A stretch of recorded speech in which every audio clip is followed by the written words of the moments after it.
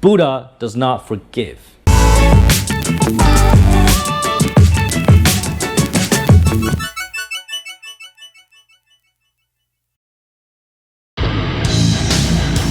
Take effing action, put it together, and subscribe to Tom Peng's channel on YouTube now. Yeah, I like it. It's crazy. I'm an atheist. I don't believe there's a God. It's a belief. I don't know for sure. I don't have any empirical data to say there is a God or there's not a God, but I believe there's no God. I don't believe in the Christian God, I don't believe in the Muslim God, and I certainly don't believe in most religions, right? I simply don't believe that there is a higher power. And if there is one, it's probably not what we think it is, right? That's me. But for being an atheist, I actually spent a lot of time earlier in my youth to read a lot about the different religions.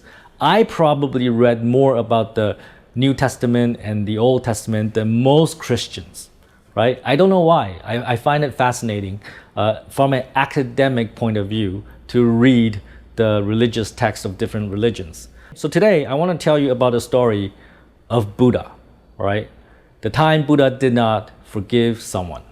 And I think it's a very interesting story. I'm going to tell you my version of it. If you're a Buddhist, you probably heard this story before, at least some version of it. I'm going to tell you Tom's version, and I'm going to give you Tom's perspective on that story. So the story goes like this. Buddha, somewhere in India, he sits on the ground with his disciples, and they were praying all day. Like what Buddhists do, they pray, they meditate, and they were trying to find nirvana, inner peace, whatever that they're seeking, right? And at the time, Buddha had many disciples. They all followed him. They, sit around him in a circle. And there's this Indian man who's not a disciple, but I believe his children, his sons, decided to follow Buddha. So they were sitting with Buddha all day long. So all day long, they were just sitting there, meditating. So this man, I don't know, let's give him a name, right? Let's call him Tom, okay? This man whose name is Tom, right? He's a businessman, right? He has children, and his children decided to follow Buddha, and he sees that his children go to Buddha every day and just fucking meditate all day long, right? So Tom was really, really pissed. He's like, what the fuck? This guy does nothing. He just sits on the street and meditate all day. They do nothing, and then my sons are becoming like him. I'm really pissed, right? And Tom is angry because Tom sees his own children wasting their lives away. Eventually, Tom got really angry and he went up to Buddha, right? So Buddha was sitting there, his disciples were around him, and Tom got really, really angry. He went up to him and he wanted to tell him to stop doing that. But when he got up to Buddha, he just doesn't have the words. He doesn't know what to say to Buddha, and he was very, very emotional, right? So instead of arguing or instead of saying something, Tom just on Buddha, he spat on Buddha, right? And then Buddha was just sitting there and then smiling, right? And Buddha did not take any action. He did not get angry. He did not get mad. His disciples were getting a little bit pissed. They were like, hey, you can't do that to Buddha, man. But Buddha is just sitting there smiling like nothing happened, right? And Tom saw this and he didn't know what to react. The disciples were getting angry, but Buddha did not react. There's no reaction, and Tom did not expect this, because normally when you spit on somebody's face, usually there's a reaction, whatever, right? But Buddha did not react. So Tom didn't know what to do and he went home. So that night, Tom was sleeping in his bed and he couldn't sleep because he was thinking about what happened. He spat on Buddha's face, but Buddha did not take any action, and he started to feel guilt. Maybe he did something wrong, right? So he couldn't sleep the whole night, and he started realizing what he did was not so correct. And next day, he went to Buddha And he went up to Buddha and he said, I was wrong. Please forgive me. And Buddha said, for this I will not forgive you. Tom was in shock. He thought Buddha should forgive me because he's a man of peace, right? He should forgive me. Why would you not forgive me? Right?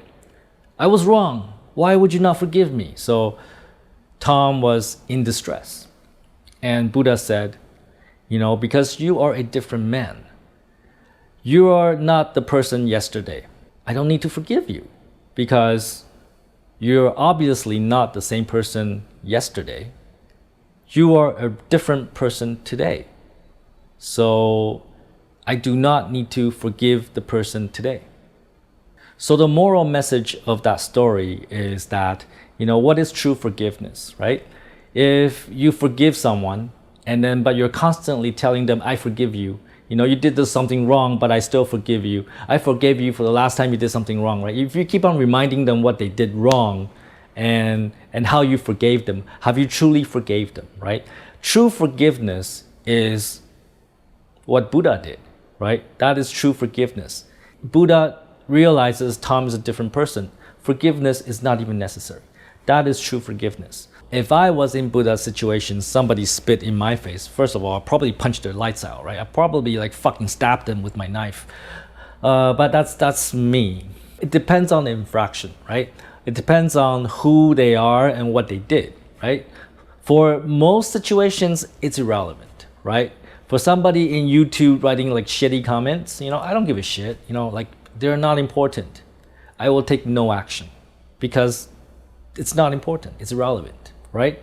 If it's my own employees, then I will take stronger action.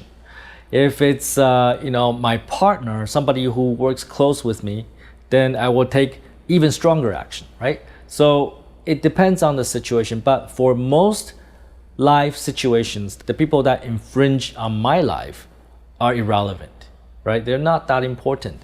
It's not necessary to waste my time and effort to deal with them. So for Buddha, he was sitting there meditating, wanting to achieve nirvana, right? Some guy comes spit in his face. It's not really relevant because reacting to that guy does not help him achieve his goals. So it was not necessary to react to some angry guy spitting in his face, right? So that's how I interpret that story, right? When you encounter a situation, somebody do you wrong, right? You really have to differentiate what is necessary, what action is necessary. You really need to understand whether you need to spend energy to deal with the situation. If it's some random stranger, they say some shit about you, it's okay, forgive them because they make no difference. They live loser lives. What they say has no impact on anything. The world continues on. The world doesn't change because of what they said, right? For those type of people, you move on. You do not let them affect you. And I believe that's what Buddha did. Buddha saw this guy spitting in his face, but he realized, I'm here to achieve nirvana. He's just some angry guy. I don't need to deal with that, right? Buddha is a smart guy. Don't be a fucktard and take fucking action.